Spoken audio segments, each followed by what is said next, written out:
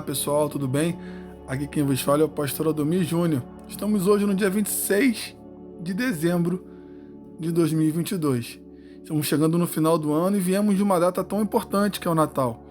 Para você que me ouve, ainda que com um dia de atraso, né?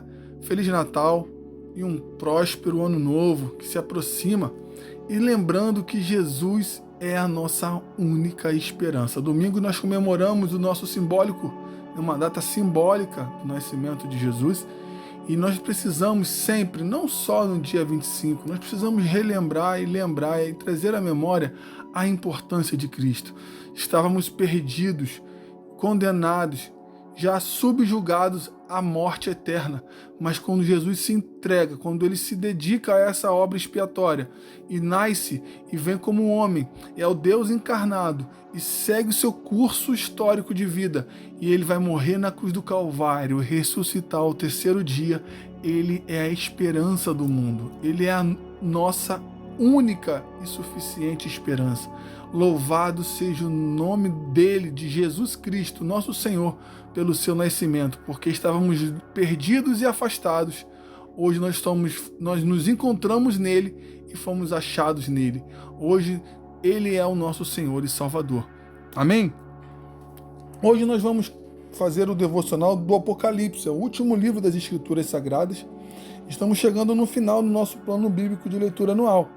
Então, lápis e caneta na mão. Apocalipse é um livro denso, complexo, com muitas figuras de linguagem, com muitas analogias, mas ele é autoexplicativo em muitas das vezes. E nós precisamos de cuidado para entender, porque há no mínimo aí 6 possibilidades de entendimentos teológicos sobre algumas questões apocalípticas, mas nos nossos capítulos nós não vamos entrar nisso, tá bom? Nós vamos nos aprofundar a visão da nossa igreja, tá ótimo? Então, lápis e caneta na mão. Vamos juntos, capítulo 1, 2, 3 e 4. O livro de Apocalipse, quando você lê, você percebe que a história não caminha para um caos. É um caos, o fim do mundo, acabou, não. Mas avança para um fim glorioso. Você vai ver lá nos últimos capítulos, né? 21, 20, 21 e 22, vai falar sobre a Nova Jerusalém, novos céus e nova terra. Existe um fim glorioso, a vitória completa de Cristo e sua igreja. E ele vai dar um lugar especial para sua igreja. Ele voltará para buscá-la, a fim de que ela more com ele para sempre. Eu conseguiria dividir o Apocalipse em alguns tópicos. O primeiro seria a certeza de que Jesus tem o total controle da igreja. Anotou aí? Jesus tem o total controle da história. 3. A perseguição do mundo e do diabo não podem destruir a igreja. Glória a Deus. Os inimigos que perseguem a igreja serão vencidos. Aqueles que vêm contra Cristo terão que enfrentar o juízo de Deus, ao mesmo tempo que a igreja desfrutará das bem-aventuranças. O Apocalipse, escrito por João, foi escrito no ano 81 e 96, no período do imperador Domiciano. E é um livro muito profundo, que possamos nos aprofundar neste devocional. Amém? Comenta no devocional, compartilha. Eu quero que você sublinhe, nesse primeiro capítulo, o versículo 3. Bem-aventurados aqueles que leem e aqueles que ouvem as palavras da profecia e guardam as coisas nela escritas, pois o tempo está próximo. Então nós já somos bem-aventurados. Nós estamos lendo e queremos guardar as palavras dessa profecia no nosso coração. Então, nós já somos bem-aventurados. Sublinha o versículo 11 do capítulo 11, dizendo: o que vês, escreve em livro e manda às 7 igrejas: Éfeso, Esmirna, Pérgamo, Tiatira, Sardes, Filadélfia e Laodiceia. Aqui é Jesus aparecendo para João e falando: olha, escreve aí. Escreve e manda tudo que você está visualizando e ouvindo para as 7 igrejas. Não é só para aquele tempo, é para os dias de hoje. A Bíblia ela não se prende ao tempo. Sabe, passarão os céus e a terra, mas a minha palavra permanecerá. Então é para os dias de hoje. Sublinho o versículo 20 do capítulo 1. Quanto ao ministério das 7 estrelas que viste na minha mão direita e aos 7 candeeiros de ouro, e as 7 estrelas são os anjos das 7 igrejas e os 7 candeeiros são as 7 igrejas. Por que eu pedi para tu sublinhar esse versículo? Para mostrar para você que a Bíblia ela se auto-explica. Quando você vai ler lá, ó, sabe o que viste na minha mão direita e aos 7 candeeiros de ouro? Ele está explicando, as 7 estrelas são os anjos das 7 igrejas e os candeeiros são as igrejas. E você vai ler aqui no texto que Jesus passeia pelos 7 castiçais de ouro, ele passeia pelos candeeiros, ele visita a igreja. Isso é extraordinário. Quando você lê no versículo 13, ele falando sobre veste, né, pode sublinhar lá, ele está falando sobre, eles falam assim, analisam o João e a interpretação, é que Cristo como sacerdote, você vê ele lá, ó, no meio dos candeeiros, um semelhante a filho do homem, com vestes talares e cingido à altura do peito. São vestes sacerdotais. No versículo 14, fala sobre, ó, cabeça, fala da sua divindade, santidade e eternidade. Versículo 14 também fala sobre os olhos, fala da sua onisciência, que a tudo vê e prescruta. Versículo 15, pés, o bronze reluzente transmitia a ideia de força e estabilidade. Versículo 15, voz, fala do poder do seu julgamento. Versículo 16, a mão, fala da sua ação de governança e mostra o seu cuidado com a igreja. Versículo 16, fala sobre a sua boca, fala da palavra do juízo incontestável que saía da sua boca. O rosto, a visão agora não é mais de um Cristo servo, perseguido, preso, esbofeteado, com o rosto cuspido, mas do Cristo cheio de glória. Olha como tem todo um simbolismo. Eu reservei esse pedacinho para te explicar. Tem tudo aponta para uma situação. Apocalipse é preciso se debruçar, dar tempo, se dedicar. Então, valorize a EBD, valorize as aulas que você pode usufruir da nossa igreja para você aprender sobre o Apocalipse. Eu quero que você preste atenção agora no capítulo 2, que ele vai começar a falar sobre as igrejas. Olha bem, no capítulo 2, versículo 2, conheço as tuas obras. E olha aqui, ele vai falar no versículo 6, sublinha aí, ó, conheço as tuas obras. Versículo 6, tens, contudo, a teu favor que odeia as obras dos nicolaítas.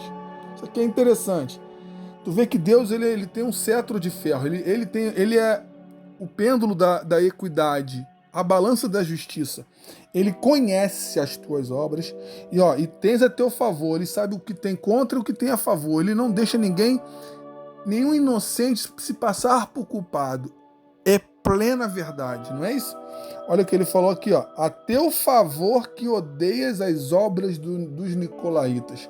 Ele sabe que teu coração pode estar apontado para um lado, como também teu coração está muito voltado para um outro lado. Se tu está dividido, ele conhece as nossas obras. Versículo 9, ó, ele vai falar agora, conheço a tua tribulação. Carta à igreja em Esmirna. Ele conhece a tua tribulação. Ele conhecia a tribulação daquela igreja. Que maravilha. Versículo 13, conheço o lugar em que habitas. Tu vê que nós começamos, ó, conheço as tuas obras, conheço a tua tribulação e conheço o lugar em que habitas. E aqui no versículo 15, olha que ele vai falar de novo da doutrina dos nicolaítas, como isso influenciava as igrejas. Eu teria que ter mais tempo para explicar sobre os nicolaítas, mas era algo maligno. Aí ele vai falar para Tiatira, ó, conheça as tuas obras, versículo 19. Vai sublinhando para depois você estudar um pouco mais. Versículo 21, ó, dei-lhe tempo para que se arrependesse. Pensa comigo, às vezes a tua vida está passando por tudo isso, Deus te dando tempo para você se arrepender, para você refletir, analisar, para você olhar, como ele falou lá para Éfeso, para a igreja de Éfeso, ó, lembra-te, pois, de onde caíste. Deus às vezes está nos dando tempo para que possamos nos arrepender e voltarmos os nossos corações para Ele. Capítulo 3, olha aqui, ó, tu vai ler, é uma igreja passando por situações difíceis. No versículo 4, olha o Deus que analisa, que observa. Tens, contudo, em Sardes umas poucas pessoas que não contaminaram as suas vestiduras e andaram de branco, olha o branco aí, junto comigo, pois são dignas. Ele está sempre observando. Ele conhece o teu coração, Ele conhece o nosso caminhar, Ele conhece as nossas vidas. Mesmo que a tua igreja esteja podre, passando por tantas dificuldades, tantas situações difíceis, se mantenha fiel, porque é Ele que é o santo juiz, é Ele que observa, não é o homem. Você não pode ser fiel ao homem, tu tem que ser fiel a Deus. Seja qual for a situação que ele está passando, não siga homem, siga Cristo e a sua palavra. Versículo 10 do capítulo 3, porque guardaste, está falando para a igreja de Filadélfia, porque guardastes a palavra da minha perseverança. Olha a palavra aqui falando de novo, ó. Também eu te guardarei na hora da provação que há de vir sobre o mundo inteiro, para experimentar os que habitam sobre a terra. Isso é profético para os dias de hoje. Olha isso. Se você não guardar a minha palavra da minha perseverança, Deus não te guardará. Também eu te guardarei. Se você guarda, eu te guardo. Se você não guarda, ele não vai te guardar. Sobre o quê? Para experimentar os que habitam sobre a terra. Vai virar uma provação sobre a terra. Nós precisamos estar em Cristo. As provações, o mundo cada dia mais fica terrível conviver e caminhar sobre ele. Como é que te precisa? Guardar a palavra da perseverança, da fé, olhar para Cristo. Venham sem demora. Conserva o que tens, para que ninguém tome a sua coroa. Para a igreja de Laodiceia, ele fala a mesma coisa. Conheça as tuas obras aqui, ó. Agora, isso aqui é algo que você precisa entender.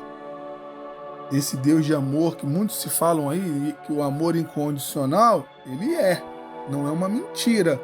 Mas ele também é justiça, retidão, ele disciplina, ele repreende. Aqui, ó, versículo 19 do capítulo 3. Eu repreendo e disciplino a quantos amo. Sê, pois, zeloso e arrependa-te. Esse Deus que ama incondicionalmente também é um Deus que repreende e disciplina. Depois de ler a Hebreus capítulo 12. E para terminar, que já está muito longo, não tem jeito, capítulo 4, versículo 12, eu finalizo aqui. João vai ser levado em espírito e vai ver a sala do trono. Eu sou apaixonado por esse capítulo de João, de Apocalipse. Aí ele vai falar no versículo 2, lá no finalzinho assim, ó. Imediatamente eu me achei em espírito e eis que armado no céu um trono. Ele viu o céu num trono e no trono alguém sentado. O mesmo Deus que João viu sentado é o mesmo que Isaías viu em Isaías capítulo 6. Eis que viu o Senhor assentado no alto sublime trono. É o mesmo trono. Deus não perde o lugar a importância dele. Ninguém se assenta naquele lugar, é só ele. É o que Estevão viu. Eu vi o Senhor, não é isso? Na visão ele estava sendo martirizado. Jesus assentado à destra de Deus. Deus estava lá e Jesus à sua direita. Nosso Deus está sentado no alto e sublime trono. Ele não perde nenhuma vírgula da história da humanidade. Tudo está no controle dele e exclusivamente no controle da sua vida. Romanos capítulo 12. A vontade do Senhor é boa, perfeita e agradável. Esse Deus que consegue visualizar onde você habita, como nós estudamos aqui, as suas provações que você tem enfrentado, conhece as nossas obras, que dá tempo para o nosso arrependimento, que pede para nós guardar a sua palavra, porque ele vai nos guardar. Esse Deus é um Deus que está no controle de todas as coisas. Ele não perdeu o controle da tua vida. Tenha paz. Ele sabe o que faz. Um ótimo dia, graça e paz.